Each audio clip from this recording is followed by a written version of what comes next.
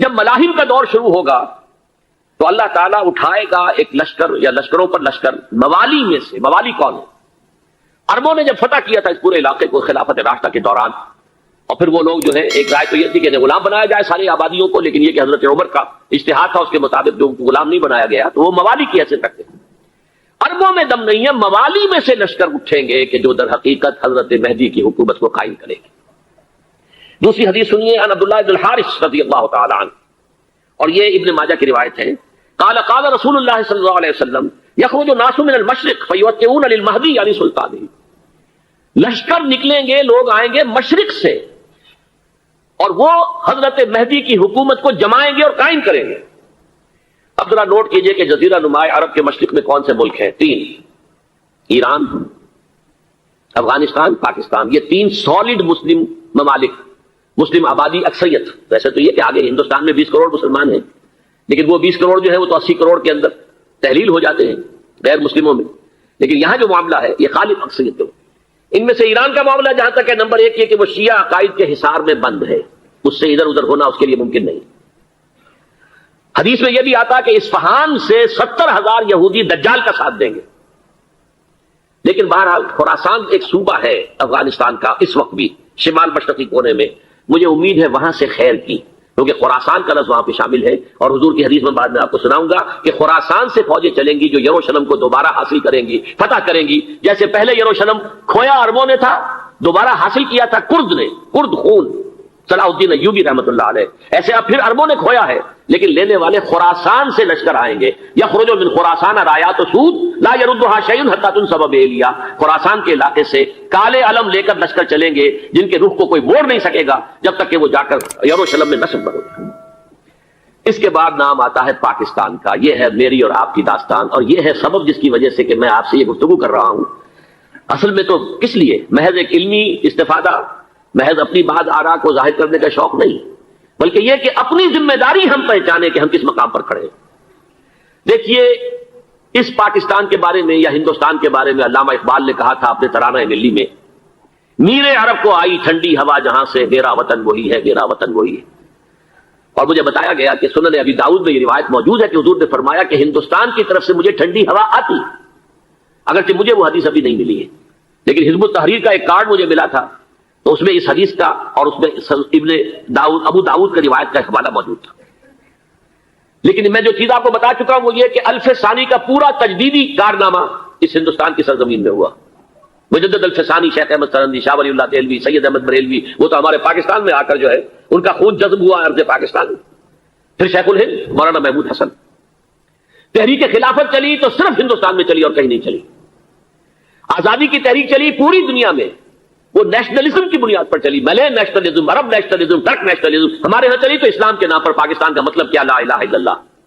پھر پاکستان قائم ہوا معجزے کے طور پر، بلکہ نازل ہوا ہے لیلۃ القدر میں. انا انزلناہ فی لیلۃ القدر، جیسے قرآن نازل ہوا لیلۃ القدر میں، یہ پاکستان بھی نازل ہوا لیلۃ القدر میں. اس کا برقرار رہنا ابھی تک معجزہ ہے. ہندو یہ سمجھتا تھا، کانگریس سمجھتی تھی کہ جھٹپٹ ختم ہو جائے گا. پھر یہ کہ اس کا قرارداد مقاصد کا پاس ہو جانا، مزید بھی اور اضافی دفعات دستور میں آ جانا، اب کمرشل انٹرسٹ کو ربا قرار دے کر حرام قرار دینا، یہ سارے لینڈ مارکس ہیں کہ جو اشارہ کر رہے ہیں کسی چیز کی طرف، معاملہ کدھر جا رہا ہے.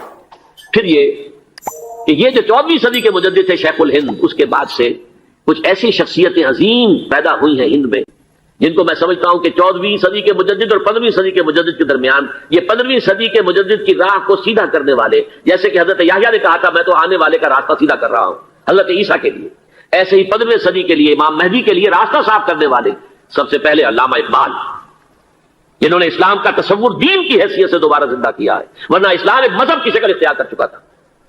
پھر مولانا مودودی، مولانا ابوالکلام آزاد حکومت الہیہ کے نعرے کے ساتھ میدان میں آئے. یہ اقبال نے جو تصور پیش کیا تھا اس پر عملی جد و جہد کے لیے حزب اللہ قائم ہوئی. نوٹ کر لیجیے 11 برس کا فرق ہے عمر کا علامہ اقبال کے اور ابوالکلام کے. اور 1913 میں جب حزب اللہ قائم کی ہے اس وقت علامہ اقبال کی ملی شاعری اپنے عروج کو پہنچ چکی تھی. پھر یہ کہ علامہ اقبال کے بعد تعبیر جو ہے اسلام کی وہ ابوالکلام نے کی، لیکن روایتی علماء کی شدید مخالفت کی وجہ سے وہ بدل ہو کر چھوڑ گئے، کانگریس میں شامل ہو گئے، بساط جو ہے حزب اللہ کی انہوں نے لپیٹ دی.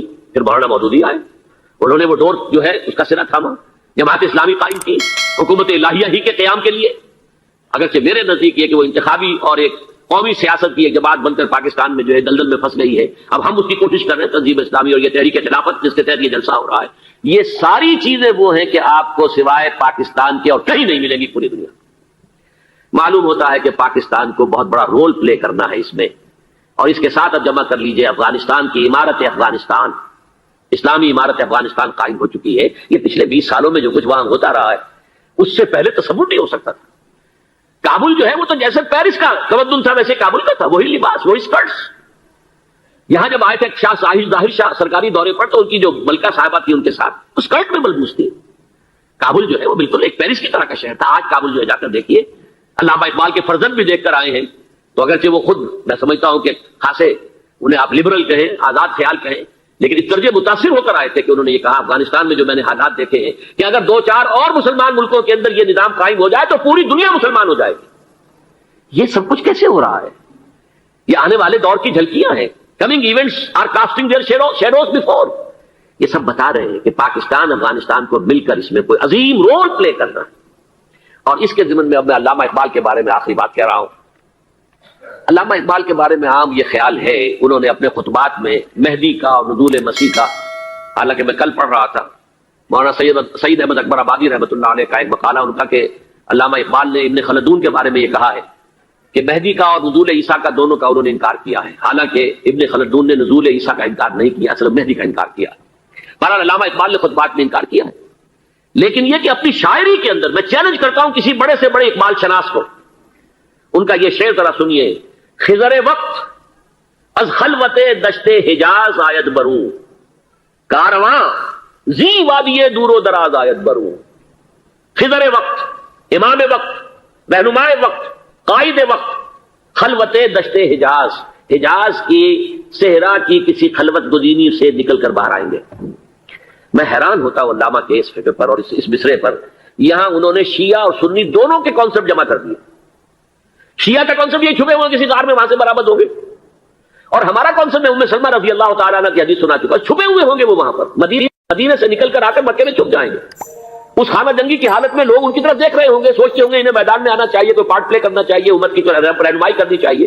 لیکن وہ چھپیں گے, وہ کارے ہوں گے, وہ اس ذمہ داری کو قبول نہیں کرنا چاہیں گے, جا کے چھپ جائیں گے مکے میں. وہاں سے مکے والے انہیں نکالیں گے, اور وہ کارے ہوں گے, انہیں بالکل یہ پسند نہیں ہوگا کہ یہ ذمہ داری اٹھائیں.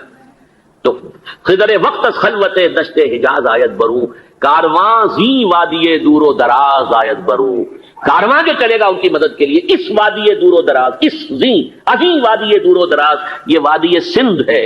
وادی سندھ جو ہے ہم سمجھتے ہیں کہ صرف یہ پاکستان اور پنجاب جو ہے یہ اس میں شامل ہے. سندھ اور پنجاب نہیں, افغانستان کا پورا مشرقی علاقہ اس میں شامل ہے. جیسے دریائے جہلم سندھ میں جا رہا ہے, جیسے دریائے گلگت سندھ میں آ کر ملتا ہے, جیسے دریائے چناب اور راوی اور جہلم اور یہ سب جا رہے ہیں اور آ رہے ہیں, اسی طرح دریائے کابل کہاں سے آ رہا ہے, دریائے گومل کہاں سے آ رہا ہے, ٹوچی کہاں سے آ رہا ہے. یہ سارا جو ہے ڈرین جو ہو رہا ہے, ایسٹرن جو ہے پارٹ آف افغانستان, یہ سب وادی ہے. اس وادی کے یہ 2 حصے ہیں. ایک حصہ جو ہے یہ ادھر پاکستان میں ہے, اور اسی وادی کا دوسرا حصہ جو ہے وہ افغانستان میں ہے. کارواں زی وادی دور و دراز آیت بروں, کارواں چلے گا یہاں سے. یخرج الناس من المشرق یؤتون للمہدی, یعنی سلطان ہی مشرق سے فوجیں چلیں گی کہ جو مہدی کی حکومت قائم کریں گی. اور یخرج من خراسان رایات و سود, اور خراسان سے سیاہ پرچم چلیں گے کہ جن کا رخ کوئی موڑ نہیں سکے گا, حتیٰ تنصب بیلیا, یہاں تک کہ وہ جا کر یروشلم کے اندر نصب ہو جائیں گے. حضرات, میں ایک میری گفتگو کا حصہ باقی تھا لیکن میں اسے چھوڑ رہا ہوں, اس لیے کہ گلوبلائزیشن جو اس کی ہوگی, جو خلافت علی منہاج النبوہ کی تجدید کامل حضرت مہدی کے ہاتھوں عرب میں ہوگی, اس سے پہلے اس کے لیے محنت, کوشش, جدوجہد پاکستان اور افغانستان میں ہو چکی ہوگی جو اسے سپورٹ کرے گی اور وہاں جا کر حکومت قائم کرے گی. اس کے بعد گلوبلائزیشن کا جو مرحلہ اس کا ہے وہ حضرت مہدی کے ہاتھوں نہیں ہے, وہ حضرت عیسیٰ ابن مریم ان کے نزول کے بعد ہے, جن کے نزول کے بعد دجال کا خاتمہ ہوگا اور یہودیوں کا استحصال ہوگا. مسلمانوں پر بھی بڑی تکالیف اربوں پر آئیں گی, شدائد آئیں گے, لیکن یہ وہ میں حصہ جو اپنی گفتگو کا آج چھوڑ رہا ہوں اس لیے کہ میں دیکھ رہا ہوں کہ بعض حضرات کا صبر کا پیمانہ اب لبریز ہو رہا ہے, تو میں اس حصے کو پھر ملتوی رکھتا ہوں کسی دوسری محفلوں, کسی دوسری مجلس اور نشست پر. لیکن یہ کہ امام مہدی کی حکومت قائم کرنے کے لیے کون لوگ آئیں گے. عرب جو ہیں وہ اندر سے کھوکھلے ہو چکے ہیں, عیاشی نے, دولت نے, پیسے نے, دولت, پیسہ, عیاشی, اس کی وجہ سے کھوکھلے ہو چکے. یہاں میں آپ کو 2 حدیثیں سنانا چاہتا ہوں. بہت سے ہو گئے، آپ اطمینان سے تشریف رکھیے.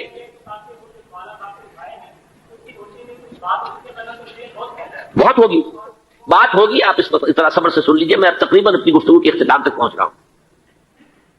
سنن ابن ماجہ کی روایت ہے حضرت ابو ہریرہ سے رضی اللہ تعالی عنہ قال قال رسول اللہ صلی اللہ علیہ وسلم اذا وقعت الملاحم بعث اللہ بعثا من الموالی هم اکرم العرب فرسا واجودہ سلاحا یوید اللہ بہم الدین. رواہ ابن ماجہ عن ابی ہریرہ رضی اللہ تعالی عنہ. جب ملاحم کا دور شروع ہوگا تو اللہ تعالیٰ اٹھائے گا ایک لشکر یا لشکروں پر لشکر موالی میں سے. موالی کون ہے؟ عربوں نے جب فتح کیا تھا اس پورے علاقے کو خلافت راشدہ کے دوران، اور پھر وہ لوگ جو ہے، ایک رائے تو یہ تھی کہ انہیں غلام بنایا جائے ساری آبادیوں کو، لیکن یہ کہ حضرت عمر کا اجتہاد تھا، اس کے مطابق جو غلام نہیں بنایا گیا تو وہ موالی کی حیثیت رکھتے ہیں. عربوں میں دم نہیں ہے، موالی میں سے لشکر اٹھیں گے کہ جو در حقیقت حضرت مہدی کی حکومت کو قائم کرے گی. دوسری حدیث سنیے عن عبداللہ بن الحارث رضی اللہ تعالی عنہ، اور یہ ابن ماجہ کی روایت ہے. قال قال رسول اللہ صلی اللہ علیہ وسلم یخرج الناس من المشرق فیوتئون للمہدی یعنی سلطانہ. لشکر نکلیں گے، لوگ آئیں گے مشرق سے، اور وہ حضرت مہدی کی حکومت کو جمائیں گے اور قائم کریں گے. اب ذرا نوٹ کیجئے کہ جزیرہ نما عرب کے مشرق میں کون سے ملک ہیں؟ 3: ایران، افغانستان، پاکستان. یہ 3 سالڈ مسلم ممالک، مسلم آبادی اکثریت. ویسے تو یہ کہ آگے ہندوستان میں 20 کروڑ مسلمان ہیں، لیکن وہ 20 کروڑ جو ہے وہ تو 80 کروڑ کے اندر تحلیل ہو جاتے ہیں غیر مسلموں میں. لیکن یہاں جو معاملہ ہے یہ خالص اکثریت کے. ان میں سے ایران کا معاملہ جہاں تک ہے، نمبر 1 یہ کہ وہ شیعہ عقائد کے حصار میں بند ہے، اس سے ادھر ادھر ہونا اس کے لیے ممکن نہیں. حدیث میں یہ بھی آتا کہ اصفہان سے 70,000 یہودی دجال کا ساتھ دیں گے. لیکن بہرحال خراسان ایک صوبہ ہے افغانستان کا اس وقت بھی شمال مشرقی کونے میں.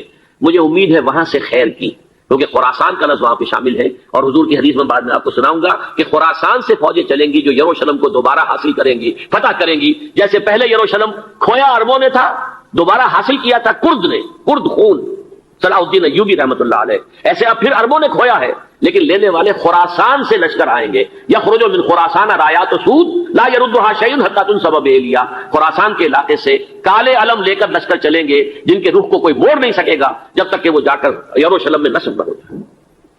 اس کے بعد نام آتا ہے پاکستان کا. یہ ہے میری اور آپ کی داستان، اور یہ ہے سبب جس کی وجہ سے کہ میں آپ سے یہ گفتگو کر رہا ہوں. اصل میں تو کس لیے؟ محض ایک علمی استفادہ، محض اپنی بات آراء کو ظاہر کرنے کا شوق نہیں، بلکہ یہ کہ اپنی ذمہ داری ہم پہچانے کہ ہم کس مقام پر کھڑے ہیں. دیکھیے اس پاکستان کے بارے میں یا ہندوستان کے بارے میں علامہ اقبال نے کہا تھا اپنے ترانہ ملی میں، میر عرب کو آئی ٹھنڈی ہوا جہاں سے، میرا وطن وہی ہے، میرا وطن وہی ہے. اور مجھے بتایا گیا کہ سنن ابی داؤد میں یہ روایت موجود ہے کہ حضور نے فرمایا کہ ہندوستان کی طرف سے مجھے ٹھنڈی ہوا آتی، اگرچہ مجھے وہ حدیث ابھی نہیں ملی ہے، لیکن حزب التحریر کا ایک کارڈ مجھے ملا تھا، تو اس میں اس حدیث کا اور اس میں ابن داؤد ابو داؤد کا روایت کا حوالہ موجود تھا. لیکن میں جو چیز آپ کو بتا چکا ہوں وہ یہ کہ الف ثانی کا پورا تجدیدی کارنامہ اس ہندوستان کی سرزمین میں ہوا. مجدد الف ثانی شیخ احمد سرندی، شاہ ولی اللہ دہلوی، سید احمد بریلوی، وہ تو ہمارے پاکستان میں آ کر جو ہے ان کا خون جذب ہوا ارض پاکستان. پھر شیخ الہند مولانا محمود حسن. تحریک خلافت چلی تو صرف ہندوستان میں چلی اور کہیں نہیں چلی. آزادی کی تحریک چلی پوری دنیا میں، وہ نیشنلزم کی بنیاد پر چلی، ملے نیشنلزم، عرب نیشنلزم، ترک نیشنلزم. ہمارے یہاں چلی تو اسلام کے نام پر. پاکستان کا مطلب کیا؟ لا الہ الا اللہ. پھر پاکستان قائم ہوا معجزے کے طور پر، بلکہ نازل ہوا ہے ليلۃ القدر میں. انا انزلناه فی ليلۃ القدر، جیسے قرآن نازل ہوا ہے ليلۃ القدر میں، یہ پاکستان بھی نازل ہوا ہے ليلۃ القدر میں. اس کا برقرار رہنا ابھی تک معجزہ ہے. ہندو یہ سمجھتا تھا، کانگریس سمجھتی تھی کہ جھٹپٹ ختم ہو جائے گا. پھر یہ کہ اس کا قرارداد مقاصد کا پاس ہو جانا، مزید بھی اور اضافی دفعات دستور میں آ جانا، اب کمرشل انٹرسٹ کو ربا قرار دے کر حرام قرار دینا، یہ سارے لینڈ مارکس ہیں کہ جو اشارہ کر رہے ہیں کسی چیز کی طرف، معاملہ کدھر جا رہا ہے. پھر یہ کہ یہ جو 14ویں صدی کے مجدد تھے شیخ الہند، اس کے بعد سے کچھ ایسی شخصیتیں عظیم پیدا ہوئی ہیں ہند میں جن کو میں سمجھتا ہوں کہ 14ویں صدی کے مجدد اور 15ویں صدی کے مجدد کے درمیان یہ 15ویں صدی کے مجدد کی راہ کو سیدھا کرنے والے، جیسے کہ حضرت یحییٰ نے کہا تھا میں تو آنے والے کا راستہ سیدھا کر رہا ہوں حضرت عیسیٰ کے لیے، ایسے ہی 15ویں صدی کے لیے امام مہدی کے لیے راستہ صاف کرنے والے سب سے پہلے علامہ اقبال، جنہوں نے اسلام کا تصور دین کی حیثیت سے دوبارہ زندہ کیا ہے، ورنہ اسلام ایک مذہب کی شکل اختیار کر چکا تھا. پھر مولانا مودودی، مولانا ابوالکلام آزاد حکومت الہیہ کے نعرے کے ساتھ میدان میں آئے. یہ اقبال نے جو تصور پیش کیا تھا اس پر عملی جدوجہد کے لیے حزب اللہ قائم ہوئی. نوٹ کر لیجیے 11 برس کا فرق ہے عمر کا علامہ اقبال کے اور ابوالکلام کے. اور 1913 میں جب حزب اللہ قائم کی ہے اس وقت علامہ اقبال کی ملی شاعری اپنے عروج کو پہنچ چکی تھی. پھر یہ کہ علامہ اقبال کے بعد تعبیر جو ہے اس کام کی وہ ابوالکلام نے کی، لیکن روایتی علماء کی شدید مخالفت کی وجہ سے وہ بدل ہو کر چھوڑ گئے، کانگریس میں شامل ہو گئے. بساط جو ہے حزب اللہ کی انہوں نے لپیٹ دی. پھر مولانا مودودی آئے، انہوں نے وہ ڈور جو ہے اس کا سرا تھاما، جماعت اسلامی قائم کی حکومت الہیہ ہی کے قیام کے لیے. اگرچہ میرے نزدیک یہ کہ وہ انتخابی اور ایک قومی سیاست کی ایک جماعت بن کر پاکستان میں جو ہے دلدل میں پھنس گئی ہے. اب ہم اس کی کوشش کر رہے ہیں تنظیم اسلامی اور یہ تحریک خلافت جس کے تحت یہ جلسہ ہو رہا ہے. یہ ساری چیزیں وہ ہیں کہ آپ کو سوائے پاکستان کے اور کہیں نہیں ملیں گی پوری دنیا. معلوم ہوتا ہے کہ پاکستان کو بہت بڑا رول پلے کرنا ہے اس میں. اور اس کے ساتھ اب جمع کر لیجئے افغانستان کی عمارت افغانستان، اسلامی عمارت افغانستان قائم ہو چکی ہے. یہ پچھلے 20 سالوں میں جو کچھ وہاں ہوتا رہا ہے اس سے پہلے تصور نہیں ہو سکتا تھا. کابل جو ہے وہ تو جیسے پیرس کا تمدن تھا ویسے کابل کا تھا، وہی لباس وہی اسکرٹس. یہاں جب آئے تھے شاہ ظاہر شاہ سرکاری دورے پر تو ان کی جو ملکہ صاحبہ تھی ان کے ساتھ اسکرٹ میں ملبوس تھی. کابل جو ہے وہ بالکل ایک پیرس کی طرح کا شہر تھا. آج کابل جو ہے جا کر دیکھیے، علامہ اقبال کے فرزند بھی دیکھ کر آئے ہیں. تو اگرچہ وہ خود میں سمجھتا ہوں کہ خاصے انہیں آپ لبرل کہیں، آزاد خیال کہیں، لیکن اس درجے متاثر ہو کر آئے تھے کہ انہوں نے یہ کہا افغانستان میں جو میں نے حالات دیکھے ہیں کہ اگر 2-4 اور مسلمان ملکوں کے اندر یہ نظام قائم ہو جائے تو پوری دنیا مسلمان ہو جائے گی. یہ سب کچھ کیسے ہو رہا ہے؟ یہ آنے والے دور کی جھلکیاں ہیں. Coming events are casting their shadows before. یہ سب بتا رہے ہیں کہ پاکستان افغانستان کو مل کر اس میں کوئی عظیم رول پلے کرنا. اور اس کے ضمن میں اب میں علامہ اقبال کے بارے میں آخری بات کہہ رہا ہوں. علامہ اقبال کے بارے میں عام یہ خیال ہے، انہوں نے اپنے خطبات میں مہدی کا اور نزول مسیح کا، حالانکہ میں کل پڑھ رہا تھا مولانا سعید احمد اکبر آبادی رحمۃ اللہ علیہ کا ایک مقالہ ان کا کہ علامہ اقبال نے ابن خلدون کے بارے میں یہ کہا ہے کہ مہدی کا اور نزول عیسیٰ کا دونوں کا انہوں نے انکار کیا ہے. حالانکہ ابن خلدون نے نزول عیسیٰ کا انکار نہیں کیا، صرف مہدی کا انکار کیا. بہرحال علامہ اقبال نے خطبات میں انکار کیا ہے. لیکن یہ کہ اپنی شاعری کے اندر میں چیلنج کرتا ہوں کسی بڑے سے بڑے اقبال شناس کو، ان کا یہ شعر ذرا سنیے. خضر وقت از خلوت دشت حجاز آید بروں، کارواں زی وادی دور و دراز آید بروں. خضر وقت، امام وقت، رہنمائے وقت، قائد وقت، خلوت دشت حجاز، حجاز کی صحرا کی کسی خلوت گزینی سے نکل کر باہر آئیں گے. میں حیران ہوتا ہوں علامہ کے اس فکر پر اور اس مصرے پر. یہاں انہوں نے شیعہ اور سنی دونوں کے کانسیپٹ جمع کر دیے. شیعہ کا کانسیپٹ یہ چھپے ہوئے کسی غار میں وہاں سے برآمد ہوں گے، اور ہمارا کانسیپٹ میں ام سلمہ رضی اللہ تعالیٰ عنہ کی حدیث سنا چکا، چھپے ہوئے ہوں گے وہ وہاں پر. مدینے سے نکل کر آ کر مکے میں چھپ جائیں گے. اس خانہ جنگی کی حالت میں لوگ ان کی طرف دیکھ رہے ہوں گے، سوچتے ہوں گے انہیں میدان میں آنا چاہیے، کوئی پارٹ پلے کرنا چاہیے، امت کی رہنمائی کرنی چاہیے. لیکن وہ چھپیں گے، وہ کارے ہوں گے، وہ اس ذمہ داری کو قبول نہیں کرنا چاہیں گے، جا کے چھپ جائیں گے مکے میں. وہاں سے مکے والے انہیں نکالیں گے، اور وہ کارے ہوں گے، انہیں بالکل یہ پسند نہیں ہوگا کہ یہ ذمہ داری اٹھائیں. تو خضر وقت خلوت دشت حجاز آیت بروں، کارواں زی وادی دور و دراز آیت بروں. کارواں جو چلے گا ان کی مدد کے لیے اس وادی دور و دراز، اس زی عظیم وادی دور و دراز، یہ وادی سندھ ہے. وادی سندھ جو ہے ہم سمجھتے ہیں کہ صرف یہ پاکستان اور پنجاب جو ہے یہ اس میں شامل ہے. سندھ اور پنجاب نہیں، افغانستان کا پورا مشرقی علاقہ اس میں شامل ہے. جیسے دریائے جہلم سندھ میں جا رہا ہے، جیسے دریائے گلگت سندھ میں آ کر ملتا ہے، جیسے دریائے چناب اور راوی اور جہلم اور یہ سب جا رہے ہیں اور آ رہے ہیں، اسی طرح دریائے کابل کہاں سے آ رہا ہے، دریائے گومل کہاں سے آ رہا ہے، ٹوچی کہاں سے آ رہا ہے. یہ سارا جو ہے ڈرین جو ہو رہا ہے ایسٹرن جو ہے پارٹ آف افغانستان، یہ سب وادی ہے. اس وادی کے یہ دو حصے ہیں، ایک حصہ جو ہے یہ ادھر پاکستان میں ہے اور اسی وادی کا دوسرا حصہ جو ہے افغانستان میں ہے. کارواں زی وادی دور و دراز آیت بروں، کارواں چلے گا یہاں سے. یخرج الناس من المشرق یؤتون للمہدی، یعنی سلطان ہی مشرق سے فوجیں چلیں گی کہ جو مہدی کی حکومت قائم کریں گی. اور یخرج من خراسان رایات و سود، اور خراسان سے سیاہ پرچم چلیں گے کہ جن کا رخ کوئی موڑ نہیں سکے گا، حتیٰ تنصب بیلیا، یہاں تک کہ وہ جا کر یروشلم کے اندر دفن ہو جائے گی.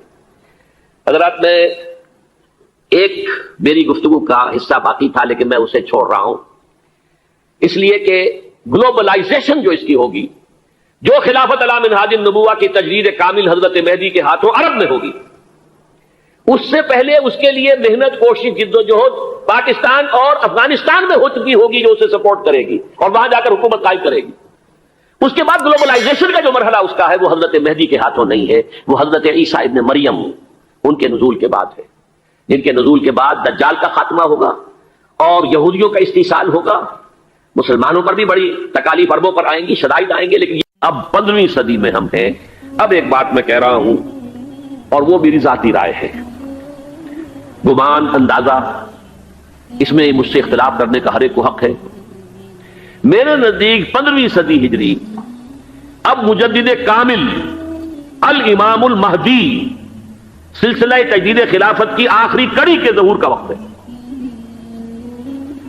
اس میں مجھے ایک تو قرآن مجید سے اشارہ ملا ہے، اشارہ ہے، میں اسے تفسیر نہیں کہتا۔ میرے نزدیک قرآن مجید میں چند آیتیں سورہ مدثر کی اور چند آیتیں سورہ انشقاق کی بڑی عجیب ہے۔ سورہ مدثر کی آیات میں حضور کی آمد کا نقشہ کھینچا گیا ہے، کلا والقمر واللیل اذ ادبر والصبح اذا اسفر انہا لإحدی الکبر نذیرا للبشر لمن شاء منکم ان یتقدم او یتأخر۔ نہیں، قسم ہے چاند کی، کلا والقمر واللیل اذ ادبر، اور رات کی جبکہ وہ پیٹ موڑ لے جانے لگے اور صبح کی جبکہ وہ روشن ہو جائے۔ حضور سے پہلے 600 برس ایسے گزرے ہیں دنیا میں کہ نبوت کا سورج نہیں تھا، بس چاند جیسے مستعار روشنی چاند کی ہوتی ہے، تو سابقہ انبیاء کی مستعار روشنی تو کوئی دنیا میں تھی، دھندلی دھندلی جیسی چاند کی ہوتی ہے، لیکن وہ سورج نہیں تھا۔ لیکن اب وہ رات ختم ہو رہی ہے، واللیل اذ ادبر جا رہی ہے، محمد صلی اللہ علیہ وسلم کا سورج، یہ شمس نبوت و رسالت طلوع ہو گیا۔ والصبح اذا اسفر انہا لإحدی الکبر، بہت بڑی باتوں میں سے ایک بات ہے جو ہوئی ہے، وہ معمولی واقعہ نہیں ہے، احدی الکبر، یہ تاریخ انسانی کے عظیم ترین واقعات میں سے ہے بعثت محمدی، نذیرا للبشر، پوری نوع انسانی کے لیے نذیر بن کر آئے۔ یہ تو ہے حضور کا معاملہ، لیکن اب جو معاملہ ہونا ہے دوبارہ، اس لیے کہ خلافت علی منہاج النبوت دوبارہ اب قائم ہوگی انشاءاللہ۔ حضور کے بعد میں آپ کو بتا چکا ہوں، خلافت راشدہ ختم ہونے کے بعد سے زوال زوال زوال زوال زوال زوال زوال زوال زوال، تھوڑا سا 2.5 سال کا 2 سال کا وقفہ آیا ہے حضرت عمر بن عبدالعزیز کا، ورنہ زوال زوال زوال زوال زوال۔ اگرچہ اس زوال کو 1000 سال لگے ہیں، یہ عمارت جو محمد نے بنائی تھی ایک دن میں نہیں گر گئی صلی اللہ علیہ وسلم، کھنڈر بتا رہے ہیں عمارت عظیم تھی، 1000 سال کے بعد پھر یورپ کے سیلاب نے آ کر اس کو گرایا ہے اور ختم کیا ہے، ورنہ 1000 سال تک سطوت و شوکت کے ساتھ امت مسلمہ تو موجود رہی ہے، چاہے اسلام جو ہے وہ حکومت کی سطح پر موجود نہیں تھا۔ بہرحال اب جو اس کا دور آیا ہے دوبارہ خلافت علی منہاج النبوہ کا دور، اس کا نقشہ سورہ انشقاق میں کھینچا گیا ہے۔ فلا اقسم بالشفق، اب دیکھیے سورج غروب ہو گیا، حضور کی بعثت کے وقت وہ سورج رسالت طلوع ہوا تھا، اب وہ سورج غروب ہو چکا ہے۔ سورج کے غروب ہونے کے بعد صرف روشنی رہ جاتی ہے شفق کی، سرخ سی، بس وہی باقی رہ گئی، اور باقی کیا رہ گیا؟ بدا الاسلام غریبا ویسعود کما بدا فطوبی للغرباء، فلا اقسم بالشفق واللیل وما وسق، رات کی سی تاریکی ہے اور جو کچھ اس نے اپنے اندر جمع کر لیا ہے، والقمر اذا اتسق، اور قسم ہے چاند کی جبکہ وہ بھر جائے، پورا بھرتا ہے کتنے دنوں میں؟ 14 دن میں۔ اور 14 صدیوں کے بعد اب پہلی صدی کا جس نے کہ تجدید کامل کی عمر بن عبدالعزیز، 14 صدیوں کے بعد اب 15ویں صدی میں الامام المہدی کے ظہور کا وقت قریب ہے۔ اب جو کچھ مجھے حضرت امام المہدی کے بارے میں کہنا ہے، دوبارہ اپنی بات دہرا رہا ہوں، یہ میرا ذاتی گمان ہے، اختلاف کیا جا سکتا ہے۔ میرا گمان یہ ہے کہ یہ اب جو مجدد آئیں گے وہ حضرت مہدی ہوں گے۔ پہلی بات تو یہ جان لیجئے کہ مہدی 2 ہیں، ایک شیعوں کے مہدی، ایک سنیوں کے مہدی، ان میں بڑا فرق ہے۔ شیعہ حضرات مہدی کو مانتے ہیں، وہ ان کے 12ویں امام ہیں، ان کے عقیدے کے مطابق انہیں پیدا ہونے کے فوراً بعد اس اندیشے سے کہ انہیں قتل کر دیا جائے گا ایک غار میں چھپا دیا گیا تھا، تقریباً 1200 برس سے وہ اس غار کے اندر ہیں، وہ روپوش ہیں، چھپے ہوئے ہیں، اسی لیے انہیں امام غائب کہا جاتا ہے، اور اب ان کا انتظار ہو رہا ہے اس لیے انہیں امام منتظر بھی کہا جاتا ہے۔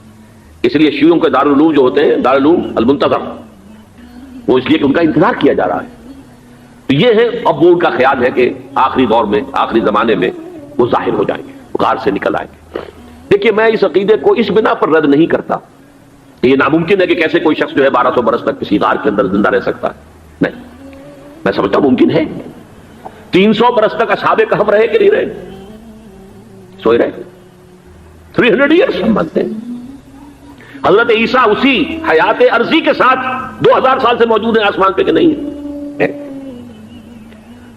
آپ کو معلوم ہے حضرت عزیر 100 برس تک مرنے کے بعد دوبارہ زندہ کر دیے گئے.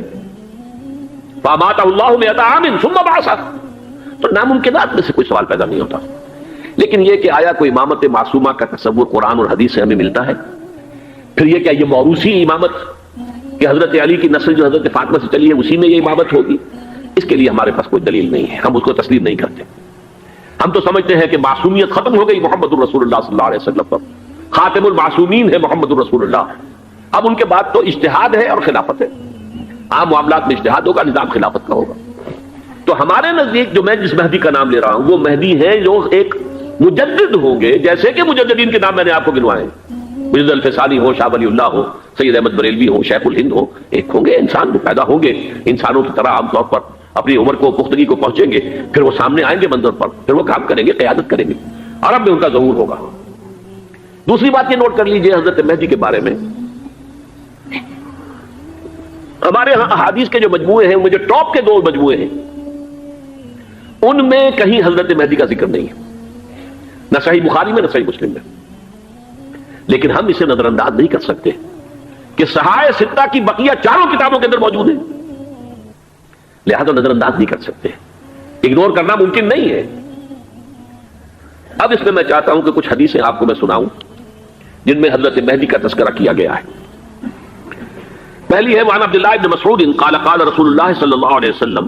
حضرت عبداللہ ابن مسعود سے روایت ہے، وہ فرماتے ہیں کہ حضور نے ارشاد فرمایا لا تذهب الدنيا حتى يملك العرب رجل من اہل بیتی. یہ دنیا ختم نہیں ہوگی جب تک کہ عرب پر میرے اہل بیت میں سے ایک شخص کی حکومت قائم نہ ہو. اور آپ کو معلوم ہے کہ آج تک عرب پر حضور کے اہل بیت کی کوئی حکومت قائم نہیں ہوئی. اور جب قائم ہوئی بھی تھی حضرت علی کو اگر شمار کیا جائے، اس لیے کہ حضور نے وہ جو مشہور واقعہ ہے کہ ایک چادر میں لے لیا تھا حضرت علی کو اور حضرت فاطمہ اور حضرت حسنین کو، اللہم ہؤلاء اہل بیتی، اے اللہ یہ بھی میرے اہل بیت ہیں. تو حضرت علی کی بھی حکومت منعقد نہیں ہوئی، پورے عالم اسلام پر ان کی حکومت نہیں تھی، اس لیے کہ شام اور مصر دونوں صوبے جو ہیں انہوں نے ان کی اطاعت قبول نہیں کی تھی. اس حوالے سے یہ معاملہ ابھی ہونا ہے. لا تذهب الدنيا حتى يملك العرب رجل من اهل بيتي يعاطي اسمه اسمي. اس کا نام وہی ہوگا جو میرا نام ہے، یعنی محمد صلی اللہ علیہ وسلم. اور ان کا نام بھی مہدی کا نام بھی محمد. مہدی تو ان کا لقب ہے.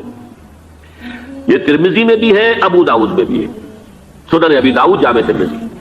بلکہ ابو داؤد میں ایک اور روایت ہے، قال حضور نے فرمایا لو لم يبقى من الدنيا الا يوم.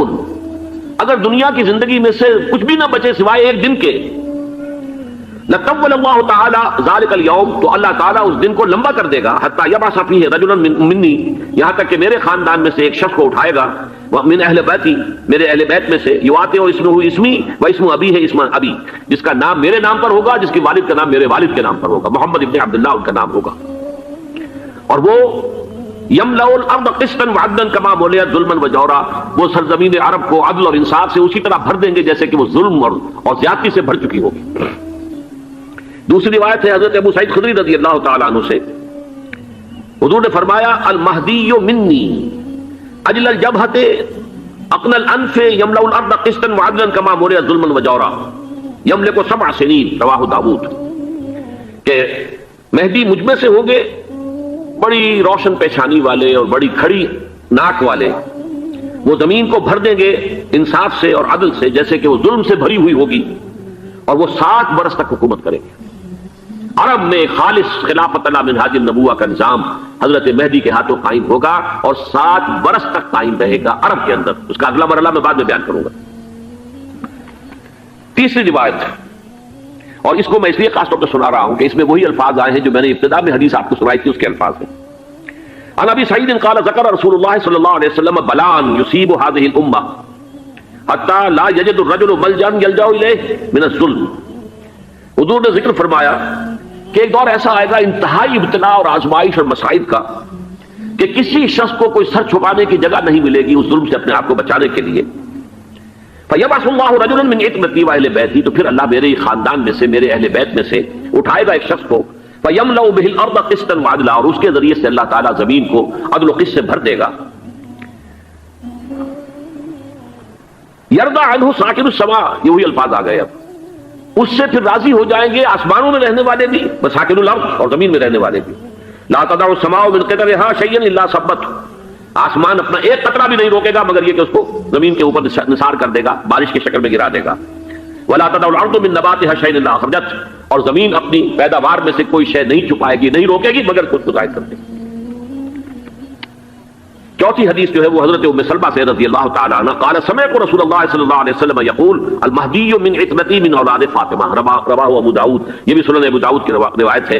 حضور نے فرمایا مہدی میرے خاندان سے، میرے اہل بیت سے ہوں گے، یعنی اولاد فاطمہ میں سے، اور تفسیر اس کی آتی ہے کہ حضرت حسن کی اولاد میں سے ہوں گے. پانچویں حدیث میں آپ کو سنا رہا ہوں، اور اس میں ایک عجیب مشابہت آپ کے سامنے آئے گی حضرت عمر بن عبدالعزیز کے ساتھ. یہ اول اور آخری کڑی کے درمیان مشابہت. ان علی رضی اللہ تعالی عنہ، یہ حدیث جو ہے مسند احمد ابن حنبل میں بھی ہے اور سنن ابن ماجہ میں بھی ہے. قال قال رسول اللہ صلی اللہ علیہ وسلم المہدی منا اہل البیت یصلح اللہ فی لیلۃ، مہدی ہم میں سے ہوں گے، ہمارے اہل بیت میں سے، اور اللہ ایک ہی رات میں ان کی اصلاح کر دے گا. یعنی وہ پہلے سے کوئی زیادہ روحانی یا دینی کوئی اس سے بڑی شخصیت نہیں ہوں گے، لیکن ایک ہی رات میں اللہ تعالیٰ ان کی سیرت و کردار کے اندر انقلاب عظیم برپا کر دے گا. جیسے کہ میں نے عرض کیا تھا آپ سے کہ عمر بن عبدالعزیز کی زندگی میں انقلاب عظیم آیا ہے. خلافت کا بوجھ پڑتے ہی کہاں وہ خوش باش اور خوش لباس اور خوش خوراک، وہ شہزادہ ٹھاٹ باٹ والا، جاگیر والا، گورنر کا بیٹا اور خود گورنر، اور کہاں یہ کہ اس کی وہ درویشی جو میرے نزدیک واللہ عالم، ڈرتے ڈرتے کہہ رہا ہوں، میرے نزدیک وہ حضرت ابوبکر، حضرت عمر اور حضرت علی کی درویشی کو بھی مات دے گئی. لیکن کنٹراسٹ بہت شدید ہے. وہاں جو بھی کچھ تھا وہ تدریجاً آیا تھا، ہوتے ہوتے ہوتے اور یہاں سڈن آیا. چھٹی حدیث عن انس سمعت رسول اللہ صلی اللہ علیہ وسلم یقول نحن ولد عبد المطلب سعادت اہل الجنہ، ہم عبد المطلب کی جو اولاد ہیں اور نسل ہیں، ہم جنت کے سردار ہیں. اور پھر آپ نے نام گنوائے ہیں، انا وحمزۃ وعلی وجعفر والحسن والحسین والمہدی، میں خود اور حضرت حمزہ بنو عبد المطلب میں سے، عبد المطلب کے بیٹے، اور علی اور جعفر حضرت علی کے بھائی جعفر طیار، اور حسن اور حسین حضرت فاطمہ کے لخت جگر حضرت علی کے بیٹے، والمہدی، اور آخر میں جا کر پھر مہدی. اب میں آپ کو ایک حدیث سنانے چلا ہوں، اس میں ایک عجیب نقشہ سامنے آتا ہے کہ یہ مہدی جب ظاہر ہوں گے تو کس طور سے ظاہر ہوں گے، ان کے ظہور کی کیفیت کیا ہوگی، کیف یظہر. یہ روایت ہے حضرت ام سلمہ سے رضی اللہ تعالی عنہا، حضور کی زوجہ محترمہ ہے. فرماتی ہیں ام سلمہ عن النبی صلی اللہ علیہ وسلم قال یکون اختلاف عند موت خلیفۃ. حضور نے فرمایا ایک خلیفہ کی موت پر اختلاف واقع ہو جائے گا، خانہ جنگی ہو جائے گی. فیخرج رجل من اہل المدینہ حاربا الی مکہ، پھر مدینے کے لوگوں میں سے ایک شخص نکلے گا، بھاگے گا اور جا کر پناہ لے گا اور چھپ جائے گا مکے میں. فیاتیہ ناس من اہل مکہ، پھر اس کے پاس آئیں گے اہل مکہ، مکہ کے لوگ، فیخرجونہ، اور اسے نکالیں گے، جہاں وہ چھپے ہوئے ہوں گے وہاں سے نکالیں گے. وہو کارہ، اور وہ بالکل اس کو پسند نہیں کر رہے ہوں گے، نہ وہ خواہش مند ہوں گے کہ ان کے ہاتھ پر بیعت کی جائے، نہ وہ یہ چاہیں گے کہ وہ میدان میں آئیں اور ان کو جو ہے اپنا لیڈر مانا جائے. وہو کارہ فیبایعونہ بین الرکن والمقام، لیکن لوگ جو ہے پھر اصرار کے ساتھ ان کے ہاتھ پر بیعت کریں گے رکن اور مقام کے درمیان. رکن وہ کونا ہے خانہ کعبہ کا جس میں حجر اسود لگا ہوا ہے، اور مقام ابراہیم جو ہے، ان دونوں کے مابین جو یہ علاقہ ہے یہاں پر وہ بیعت ہوگی. وَيُبْعَثُ إِلَيْهِ بَعْثٌ مِنَ الشَّامِ، ان کے خلاف ایک لشکر بھیجا جائے گا شام سے. نہیں کہا جا سکتا کہ باسی حکومت اس وقت کی جو ہے اس کی طرف سے کوئی مسئلہ اس طرح کا اٹھ کھڑا ہو، اس لیے کہ ابھی تو بہرحال باسی حکومت وہاں ہے. فَيُخْصَفُ بِهِمْ بِالْبَيْضَاءِ بَيْنَ مَكَّةَ وَالْمَدِينَةِ، لیکن اللہ تعالیٰ اس لشکر کو مکے اور مدینے کے درمیان وادی بیضاء میں دھسا دے گا زمین کے اندر پورے کے پورے لشکر کو. فَإِذَا رَأَى النَّاسُ ذَلِكَ، جب لوگ یہ دیکھیں گے اتنی بڑی نشانی ظاہر ہو گئی، أَتَاهُ أَبْدَالُ الشَّامِ وَعَصَائِبٌ مِنَ الْعِرَاقِ فَيُبَايِعُونَهُ، اب شام سے سارے کے سارے جو اولیاء اللہ ہیں وہ بھی آئیں گے، اور عراق سے جوک در جوک لوگ آئیں گے اور ان سے بیعت کریں گے. وَيَعْمَلُ فِي النَّاسِ بِسُنَّةِ نَبِيِّهِمْ، پھر وہ عمل کریں گے لوگوں کے مابین، حکومت کریں گے اپنے نبی کی سنت کے مطابق. وَيُلْقِي الْإِسْلَامُ بِجَرَانِهِ، اور اسلام اپنی گردن زمین پر ٹکا دے گا. وَالْأَرْضَ فِي الْأَرْضِ، زمین میں. فَيَلْبَسُ 7 سنین، پھر وہ 70 برس تک حکمران رہیں گے، 7 برس تک حکمران رہیں گے. ثم یتوفا، پھر ان کا انتقال ہوگا. ویصلی علیہ المسلمون، اور مسلمان ان پر نماز پڑھیں گے. یہ جو میں نے آپ کے سامنے نقشہ کھینچا ہے، اس سے اب میں ایک نتیجہ نکالتا ہوں. اسے بھی میرا گمان کہیے، اختلاف بھی کر سکتے ہیں آپ، اگر اس کو وزنی سمجھے تو قبول بھی کر سکتے ہیں. وہ یہ ہے کہ میرے نزدیک شاہ فہد کے انتقال پر لا محالہ یہ صورتحال پیدا ہو جائے. ولی عہد وہاں ہے عبداللہ بن عبد العزیز. امریکہ کو وہ پسند نہیں کرتے اور امریکہ انہیں پسند نہیں کرتا. یہ بالکل تشتش بام ہے. امریکہ نے لازماً جس طریقے سے اپنے پنجے گاڑے ہیں سعودی عرب کے اندر، اپنا فوجی اڈا بنایا ہے، تو آسانی کے ساتھ وہاں سے اپنے پنجے ہٹانے کے لیے تیار نہیں. ایک حدیث میں آتا ہے قرن الشیطان، نجد سے شیطان کا سینگ برآمد ہوگا. وہ شیطان کا سینگ ہے. جو میزائل وہاں پر لگے ہوئے ہوں گے اس وقت، در حقیقت وہ سارے کے سارے جو ہیں وہ شیطان کے سینگ ہیں. بہرحال کوشش وہ کرے گا کہ جیسے کہ اس نے جارڈن میں کیا، کتنے عرصے سے وہاں شاہ حسین کا چھوٹا بھائی حسن جو ہے وہ ولی عہد تھا، عین وقت کے اوپر آ کر، اور پتہ نہیں کیسی کیسی دوائیاں دے کر اسے لے کر آئے ہیں شاہ حسین کو، مرتے ہوئے کو تھوڑی دیر زندہ رکھنے کے لیے، اور وہ تبدیلی کروا کر جو ہے واپس لے گئے. تو یہ معاملہ ہوا ہے، تبدیلی کروا دی، وہاں تو ہو گئی آرام سے، کوئی بات نہیں. بحرین میں بھی غالباً ایسا ہی معاملہ ہوا ہے، واللہ عالم. مجھے یاد پڑتا ہے کہ وہ چاہتے ہیں کہ ہمارا پسند کا آدمی آئے. اگر سعودی عرب میں یہ کام کیا گیا تو اس کا لازمی نتیجہ خانہ ہوگا، اس لیے کہ وہاں کی روایت کی بڑی سخت ہے، بڑی پختہ ہے. پھر یہ کہ وہاں جو ہے امیر عبداللہ جو ہے، جو وہاں پر اگرچہ سپہ سالار وہ نہیں ہے، کمانڈر ان چیف وہ نہیں ہے، کمانڈر ان چیف تو کوئی اور ہے، لیکن الحرس الوطنی جو ہے، نیشنل گارڈز، بہت بڑی فورس ہے. وہ اصل بیڈوین فورس جو ہے صحرا کے لوگوں کی، عرب فورس، وہ در حقیقت الحرس الوطنی ہے، نیشنل گارڈ ہے، اور اس کا کمانڈر ان چیف یہ ہے امیر عبداللہ. تو لازماً یہ شکل جو ہے پوری ہو کر رہے گی. جیسے ہی یہ معاملہ ہوا شاہ فہد کے انتقال کا، تو یہ اختلاف ہوگا، خانہ جنگی ہوگی. پھر کوئی اللہ کا بندہ جو ہوگا، میرے نزدیک، میں آج سے کوئی 6-7 سال پہلے سالانہ اجتماع تھا تنظیم اسلامی کا راولپنڈی میں، میں نے اس وقت وہاں کہا تھا، اس سے ذرا اخبارات میں بھی کچھ وہ کنٹروورسی آئی تھی کہ میرے نزدیک امام مہدی پیدا ہو چکے ہیں، ان کے ظہور کا وقت قریب ہے. اور اس کی تھوڑی سی بات میں مجھے معلوم ہوا کہ جین ڈکسن غالباً نام ہے امریکن اس کا، جس نے یہ پیشن کوئی خبر دی تھی کہ 1962 میں عالم عرب میں ایک بچہ پیدا ہوا ہے کہ جو وہاں کا نقشہ بدل کر رکھ دے گا. یہ جین ڈکسن کی غالباً پیشن گوئی ہے. بہرحال مجھے اس کی پیشن گوئی سے کوئی دلچسپی نہیں ہے. میں تو جو احوال دیکھ رہا ہوں، یعنی اسرائیل کا قائم ہو جانا، اور اس کے بعد اب یروشلم کا مسلمانوں کے ہاتھوں سے نکل جانا، اور اب گویا کہ وہ الملحمۃ العظمیٰ جو ہے تلی کھڑی ہے، کسی بھی وقت جو ہے یہ جو ہے وہ لاوا پھٹ سکتا ہے، آتش فشاں پھٹ سکتا ہے. تو یہ تمام حالات ایسے ہیں کہ جن کی وجہ سے میں سمجھتا ہوں کہ ایک تو جو قرآن مجید کے اشارات میں نے آپ کو بتائے، 14 صدیاں، 14 دن میں چاند کا پورا ہونا، والقمر اذا اتسق، 14 دن میں 14ویں کا چاند. اسی طرح اب یہ 14 صدیوں کے بعد یہ صدی جو 15ویں صدی ہے، یہ در حقیقت ظہور امام مہدی کی صدی ہے. لیکن یہ کہ امام مہدی کی حکومت قائم کرنے کے لیے کون لوگ آئیں گے؟ عرب جو ہے وہ اندر سے کھوکھلے ہو چکے ہیں. عیاشی نے، دولت نے، پیسے نے، دولت، پیسہ، عیاشی، اس کی وجہ سے کھوکھلے ہو چکے. یہاں میں آپ کو 2 حدیثیں سنانا چاہتا ہوں. بہت سے ہو گئے، آپ اطمینان سے تشریف رکھیے.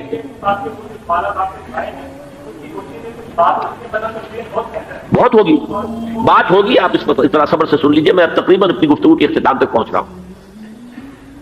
سنن ابن ماجہ کی روایت ہے حضرت ابو ہریرہ سے رضی اللہ تعالی عنہ، قال قال رسول اللہ صلی اللہ علیہ وسلم اذا وقعت الملاحم بعث اللہ بعثا من الموالی هم اکرم العرب فرسا واجودہ سلاحا یوید اللہ بہم الدین. رواہ ابن ماجہ عن ابی ہریرہ رضی اللہ تعالی عنہ. جب ملاحم کا دور شروع ہوگا تو اللہ تعالیٰ اٹھائے گا ایک لشکر یا لشکروں پر لشکر موالی میں سے. موالی کون ہے؟ عربوں نے جب فتح کیا تھا اس پورے علاقے کو خلافت راشدہ کے دوران، اور پھر وہ لوگ جو ہے، ایک رائے تو یہ تھی کہ غلام بنایا جائے ساری آبادیوں کو، لیکن یہ کہ حضرت عمر کا اجتہاد تھا، اس کے مطابق ان کو غلام نہیں بنایا گیا، تو وہ موالی کی حیثیت رکھتے ہیں. عربوں میں دم نہیں ہے، موالی میں سے لشکر اٹھیں گے کہ جو در حقیقت حضرت مہدی کی حکومت کو قائم کرے گی. دوسری حدیث سنیے، عن عبداللہ بن الحارث رضی اللہ تعالی عنہ، اور یہ ابن ماجہ کی روایت ہے. قال قال رسول اللہ صلی اللہ علیہ وسلم یخرج الناس من المشرق فیوطئون للمہدی یعنی سلطانی. لشکر نکلیں گے، لوگ آئیں گے مشرق سے، اور وہ حضرت مہدی کی حکومت کو جمائیں گے اور قائم کریں گے. اب ذرا نوٹ کیجئے کہ جزیرہ نما عرب کے مشرق میں کون سے ملک ہیں؟ 3: ایران، افغانستان، پاکستان. یہ 3 سالڈ مسلم ممالک، مسلم آبادی اکثریت. ویسے تو یہ کہ آگے ہندوستان میں 20 کروڑ مسلمان ہیں، لیکن وہ 20 کروڑ جو ہے وہ تو 80 کروڑ کے اندر تحلیل ہو جاتے ہیں غیر مسلموں میں. لیکن یہاں جو معاملہ ہے یہ خالص اکثریت کے. ان میں سے ایران کا معاملہ جہاں تک ہے، نمبر 1 یہ کہ وہ شیعہ عقائد کے حصار میں بند ہے، اس سے ادھر ادھر ہونا اس کے لیے ممکن نہیں. حدیث میں یہ بھی آتا کہ اصفہان سے 70,000 یہودی دجال کا ساتھ دیں گے. لیکن بہرحال خراسان ایک صوبہ ہے افغانستان کا اس وقت بھی شمال مشرقی کونے میں، مجھے امید ہے وہاں سے خیر کی، کیونکہ خراسان کا لفظ وہاں پہ شامل ہے. اور حضور کی حدیث میں بعد میں آپ کو سناؤں گا کہ خراسان سے فوجیں چلیں گی جو یروشلم کو دوبارہ حاصل کریں گی، فتح کریں گی. جیسے پہلے یروشلم کھویا عربوں نے تھا، دوبارہ حاصل کیا تھا کرد خون صلاح الدین ایوبی رحمۃ اللہ علیہ، ایسے اب پھر عربوں نے کھویا ہے. لیکن لینے والے خراسان سے لشکر آئیں گے. یخرج من خراسان رایات سود لا يردها شیء حتی تنصب بإیلیا. خراسان کے علاقے سے کالے علم لے کر لشکر چلیں گے جن کے روح کو کوئی موڑ نہیں سکے گا جب تک کہ وہ جا کر یروشلم میں نصب نہ ہو جائے. اس کے بعد نام آتا ہے پاکستان کا. یہ ہے میری اور آپ کی داستان، اور یہ ہے سبب جس کی وجہ سے کہ میں آپ سے یہ گفتگو کر رہا ہوں. اصل میں تو کس لیے؟ محض ایک علمی استفادہ، محض اپنی بات آراء کو ظاہر کرنے کا شوق نہیں، بلکہ یہ کہ اپنی ذمہ داری ہم پہچانے کہ ہم کس مقام پر کھڑے ہیں. دیکھیے اس پاکستان کے بارے میں یا ہندوستان کے بارے میں علامہ اقبال نے کہا تھا اپنے ترانہ ملی میں، میر عرب کو آئی ٹھنڈی ہوا جہاں سے، میرا وطن وہی ہے، میرا وطن وہی ہے. اور مجھے بتایا گیا کہ سنن ابی داؤد میں یہ روایت موجود ہے کہ حضور نے فرمایا کہ ہندوستان کی طرف سے مجھے ٹھنڈی ہوا آتی، اگرچہ مجھے وہ حدیث ابھی نہیں ملی ہے، لیکن حزب التحریر کا ایک کارڈ مجھے ملا تھا، تو اس میں اس حدیث کا اور اس میں ابو داؤد کا روایت کا حوالہ موجود تھا. لیکن میں جو چیز آپ کو بتا چکا ہوں وہ یہ کہ الف ثانی کا پورا تجدیدی کارنامہ اس ہندوستان کی سرزمین میں ہوا. مجدد الف ثانی شیخ احمد سرندی، شاہ ولی اللہ دہلوی، سید احمد بریلوی، وہ تو ہمارے پاکستان میں آ کر جو ہے ان کا خون جذب ہوا ارض پاکستان میں. پھر شیخ الہند مولانا محمود حسن. تحریک خلافت چلی تو صرف ہندوستان میں چلی اور کہیں نہیں چلی. آزادی کی تحریک چلی پوری دنیا میں، وہ نیشنلزم کی بنیاد پر چلی، ملے نیشنلزم، عرب نیشنلزم، ٹرک نیشنلزم. ہمارے ہاں چلی تو اسلام کے نام پر. پاکستان کا مطلب کیا؟ لا الہ الا اللہ. پھر پاکستان قائم ہوا معجزے کے طور پر، بلکہ نازل ہوا ہے لیلۃ القدر میں. انا انزلناہ فی لیلۃ القدر. جیسے قرآن نازل ہوا لیلۃ القدر میں، یہ پاکستان بھی نازل ہوا لیلۃ القدر میں. اس کا برقرار رہنا ابھی تک معجزہ ہے. ہندو یہ سمجھتا تھا، کانگریس سمجھتی تھی کہ جھٹپٹ ختم ہو جائے گا. پھر یہ کہ اس کا قرارداد مقاصد کا پاس ہو جانا، مزید بھی اور اضافی دفعات دستور میں آ جانا، اب کمرشل انٹرسٹ کو ربا قرار دے کر حرام قرار دینا، یہ سارے لینڈ مارکس ہیں کہ جو اشارہ کر رہے ہیں کسی چیز کی طرف، معاملہ کدھر جا رہا ہے. پھر یہ کہ یہ جو 14ویں صدی کے مجدد تھے شیخ الہند، اس کے بعد سے کچھ ایسی شخصیتیں عظیم پیدا ہوئی ہیں ہند میں جن کو میں سمجھتا ہوں کہ 14ویں صدی کے مجدد اور 15ویں صدی کے مجدد کے درمیان یہ 15ویں صدی کے مجدد کی راہ کو سیدھا کرنے والے، جیسے کہ حضرت یحییٰ نے کہا تھا میں تو آنے والے کا راستہ سیدھا کر رہا ہوں حضرت عیسیٰ کے لیے، ایسے ہی 15ویں صدی کے لیے امام مہدی کے لیے راستہ صاف کرنے والے سب سے پہلے علامہ اقبال، جنہوں نے اسلام کا تصور دین کی حیثیت سے دوبارہ زندہ کیا ہے، ورنہ اسلام ایک مذہب کی شکل اختیار کر چکا تھا. پھر مولانا مودودی، مولانا ابوالکلام آزاد حکومت الہیہ کے نعرے کے ساتھ میدان میں آئے. یہ اقبال نے جو تصور پیش کیا تھا اس پر عملی جدوجہد کے لیے حزب اللہ قائم ہوئی. نوٹ کر لیجئے 11 برس کا فرق ہے عمر کا علامہ اقبال کے اور ابوالکلام کے. اور 1913 میں جب حزب اللہ قائم کی ہے اس وقت علامہ اقبال کی ملی شاعری اپنے عروج کو پہنچ چکی تھی. پھر یہ کہ علامہ اقبال کے بعد تعمیل جو ہے اس کام کی وہ ابوالکلام نے کی، لیکن روایتی علماء کی شدید مخالفت کی وجہ سے وہ بددل ہو کر چھوڑ گئے، کانگریس میں شامل ہو گئے، بساط جو ہے حزب اللہ کی انہوں نے لپیٹ دی. پھر مولانا مودودی آئے، انہوں نے وہ ڈور جو ہے اس کا سرا تھاما، جماعت اسلامی قائم کی حکومت الہیہ ہی کے قیام کے لیے. اگرچہ میرے نزدیک یہ کہ وہ انتخابی اور ایک قومی سیاست کی ایک جماعت بن کر پاکستان میں جو ہے دلدل میں پھنس گئی ہے، اب ہم اس کی کوشش کر رہے ہیں تنظیم اسلامی اور یہ تحریک خلافت جس کے تحت یہ جلسہ ہو رہا ہے. یہ ساری چیزیں وہ ہیں کہ آپ کو سوائے پاکستان کے اور کہیں نہیں ملیں گی پوری دنیا. معلوم ہوتا ہے کہ پاکستان کو بہت بڑا رول پلے کرنا ہے اس میں. اور اس کے ساتھ اب جمع کر لیجئے افغانستان کی عمارت افغانستان، اسلامی عمارت افغانستان قائم ہو چکی ہے. یہ پچھلے 20 سالوں میں جو کچھ وہاں ہوتا رہا ہے اس سے پہلے تصور نہیں ہو سکتا تھا. کابل جو ہے وہ تو جیسے پیرس کا تمدن تھا ویسے کابل کا تھا، وہی لباس، وہی اسکرٹس. یہاں جب آئے تھے شاہ ظاہر شاہ سرکاری دورے پر تو ان کی جو ملکہ صاحبہ تھی ان کے ساتھ اسکرٹ میں ملبوس تھی. کابل جو ہے وہ بالکل ایک پیرس کی طرح کا شہر تھا. آج کابل جو ہے جا کر دیکھیے، علامہ اقبال کے فرزند بھی دیکھ کر آئے ہیں تو اگرچہ وہ خود میں سمجھتا ہوں کہ خاصے انہیں آپ لبرل کہیں، آزاد خیال کہیں، لیکن اس درجے متاثر ہو کر آئے تھے کہ انہوں نے یہ کہا افغانستان میں جو میں نے حالات دیکھے ہیں کہ اگر 2-4 اور مسلمان ملکوں کے اندر یہ نظام قائم ہو جائے تو پوری دنیا مسلمان ہو جائے گی. یہ سب کچھ کیسے ہو رہا ہے؟ یہ آنے والے دور کی جھلکیاں ہیں. Coming events are casting their shadows before. یہ سب بتا رہے ہیں کہ پاکستان افغانستان کو مل کر اس میں کوئی عظیم رول پلے کرنا ہے. اور اس کے ضمن میں اب میں علامہ اقبال کے بارے میں آخری بات کہہ رہا ہوں.